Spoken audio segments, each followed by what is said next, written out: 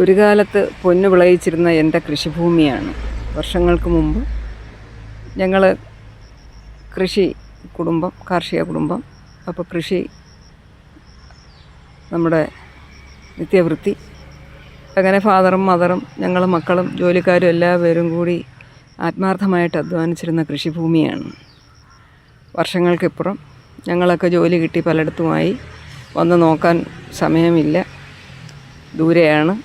കൃത്യമായി വന്നെത്താൻ പറ്റാതെയൊക്കെ ആയപ്പോഴേക്ക് കൃഷിഭൂമി കാടും പൊന്തയും കൊണ്ട് നിറഞ്ഞു. ഇടയ്ക്കിടയ്ക്ക് വരും, JCB വിളിക്കും, ക്ലീൻ ചെയ്യും, കുറച്ച് സാധനങ്ങളൊക്കെ നട്ടിട്ട് പോകും.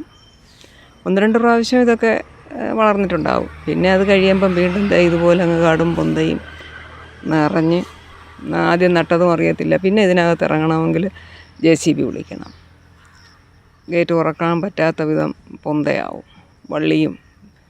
വള്ളിപ്പടർപ്പും കൊണ്ടങ്ങ് ചുറ്റി ആളിറങ്ങാൻ വയ്യാത്ത വിധം, നടക്കാൻ വയ്യാത്ത വിധം കാടാവും. കുറച്ച് തേങ്ങയും ഉണ്ട്, തെങ്ങുണ്ട്, വാഴയുണ്ട്, മറ്റ് ഫലവൃക്ഷങ്ങളുണ്ട്.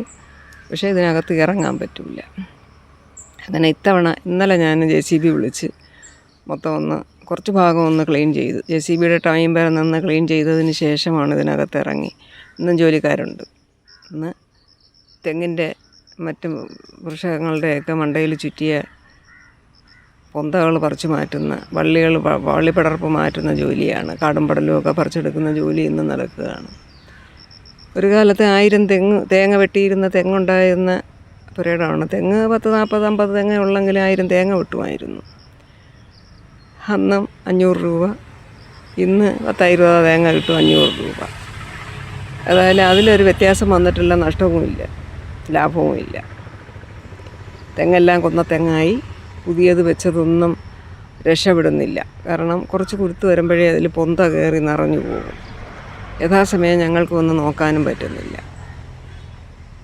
അങ്ങനെ ആകെ കാടും പൊന്തയും ആയിട്ട് നന്നാക്കി എടുക്കാൻ പറ്റാത്ത വിധമായി പുരയിടം കിടക്കുകയാണ്. ഇടയ്ക്കിടയ്ക്ക് കൃഷി ഇറക്കും, പക്ഷെ അത് ഫലവത്താവുന്നില്ല. ഇപ്പോൾ വീണ്ടും ഞാൻ കാടൊക്കെ പറിച്ച് തെങ്ങിൻ്റെ ചുവട്ടിലൊക്കെ കൂട്ടി വീണ്ടും ഒന്നേന്ന് പരിശ്രമിച്ചിരിക്കുകയാണ്. അതായത് ഇത്തവണ വലിയ കൃഷിയൊന്നും ഇറക്കുന്നില്ല, വൃത്തിയാക്കിയിടുന്നതേ ഉള്ളൂ. പുതിയ കൃഷിക്കൊന്നും നിൽക്കുന്നില്ല. പിന്നെ തെങ്ങിനൊക്കെ കുറച്ച് മണ്ണടിപ്പിച്ചിട്ടുണ്ട്.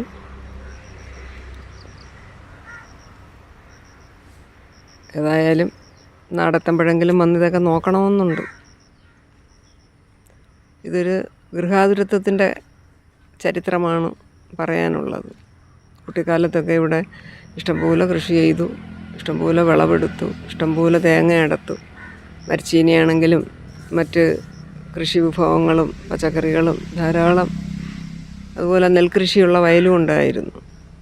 വയലിൽ നിന്ന് പൊന്ത കയറി ആളിറങ്ങാൻ വയ്യാതെ കിടക്കുകയാണ്. അപ്പം ഞാൻ കുറച്ച് നാൾ മുമ്പ് വയൽ ചാല് കയറി കുറച്ചൊന്ന് ഉയർത്തി കുറച്ചൊക്കെ നട്ടുവെച്ചു. കുറേ കുരുമുളകും വാഴയും ഒക്കെ ഊർജിതമായിട്ട് കൃഷി നടത്തിയെങ്കിലും ഒന്നും എടുക്കാൻ പറ്റിയില്ല. മഴ പെയ്ത് വെള്ളം കെട്ടി അടുത്ത കണ്ടത്തിലേക്ക് വെള്ളം തുറന്നു വിടാൻ സമ്മതിക്കാതെ വെള്ളം അടച്ചു കളഞ്ഞപ്പോഴത്തേക്ക് അത് വെള്ളം കെട്ടി നിന്ന് എല്ലാം അഴുകിപ്പോയി. അങ്ങനെ കൃഷി ഉപേക്ഷിച്ചു. നെൽകൃഷി പറ്റില്ല, പൊന്ത കയറി നിറഞ്ഞത് കാരണം ഇനി അതിൽ നെൽകൃഷി പറ്റില്ല. പിന്നെ മറ്റ് കൃഷിക്കാണെങ്കിൽ യഥാസമയം വന്ന് നോക്കിയില്ലെങ്കിൽ കൃഷി നമുക്ക് ഉപയോഗപ്പെട്ട് കിട്ടില്ല, വെറുതെ പൈസ പോണത് വെച്ച്. അങ്ങനെ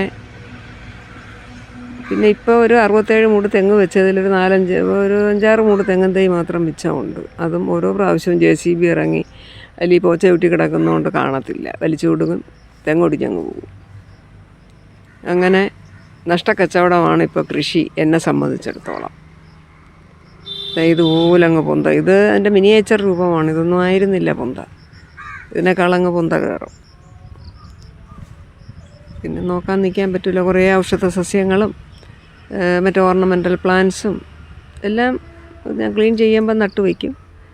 പക്ഷേ ഒരു 2-3 മാസം കഴിയുമ്പോൾ അത് പഴയപടി പൊന്തയാകും. ഇതതുപോലെ പൊന്തയായി കിടക്കുകയാണ്. ഇത് ഇന്നലെ ക്ലീൻ ചെയ്ത സ്ഥലമാണ്. തെങ്ങിലൊക്കെ നല്ല കായ്ഫലം ഉണ്ട് ഇപ്പോഴും. ഇടയ്ക്കൊക്കെ തെങ്ങങ്ങ് നഷ്ടപ്പെട്ടു പോയതാ, ഒന്നും കായ്ക്കാതെ മണ്ടരിയൊക്കെ പിടിച്ച് കിടന്നതാണെങ്കിലും ഇപ്പോൾ കുറച്ച് മണ്ണൊക്കെ ഇറക്കി ലെവൽ ചെയ്ത് കൊടുത്തപ്പോഴേക്ക് തെങ്ങ് ഉഷാറായി.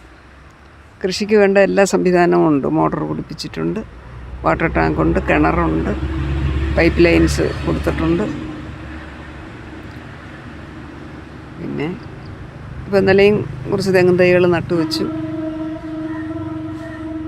അങ്ങനെ കൃഷി എന്നുള്ള എൻ്റെ അദമ്യമായ ആഗ്രഹം ഞാൻ ഇടയ്ക്കിടയ്ക്ക് നിറവേറ്റും. പക്ഷേ അത് ഫലവത്താവുന്നുമില്ല, സക്സസ് ആവുന്നുമില്ല, കൈനഷ്ടം വരുന്നത് മിച്ചം.